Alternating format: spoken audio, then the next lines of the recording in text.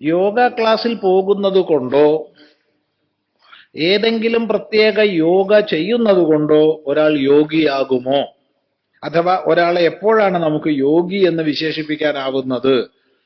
അതിന് 6-ാം അധ്യായം നല്ലപോലെ പഠിക്കുക. വ്യക്തമായ മറുപടി പറഞ്ഞു തരും. യോഗ ക്ലാസ്സിൽ പോകുന്നതുകൊണ്ട് അയാൾ യോഗിയാന്ന് പറയാം. അതിൻ്റെ ഒരു യോഗ അയാൾക്കുണ്ടല്ലോ, അവിടെ പോകാനുള്ളൊരു യോഗം. യോഗ ക്ലാസ്സിൽ പോകാനുള്ള യോഗമുള്ളത് കൊണ്ട് അയാൾ ഒരു യോഗി. നമ്മളൊക്കെ യോഗികളാണ് ഇപ്പോ. എന്താത്, ഇവിടെ 2 മണിക്കൂർ ഇരിക്കാനുള്ള യോഗം ഉള്ളതുകൊണ്ട് യോഗി. അത്രയേ ഉള്ളൂ. അല്ലാതെ യോഗി പറയാൻ വയ്യ. ശുദ്ധമായി ശ്രദ്ധയോടുകൂടി അനുഷ്ഠാനങ്ങൾ ചെയ്യുന്നുണ്ടോ അയാൾ യോഗിയാണ്. അയാളുടെ ക്ലാസ് പോയി എന്നുള്ളത് കൊണ്ട് യോഗിയാവണില്ല. യോഗിയാവാം.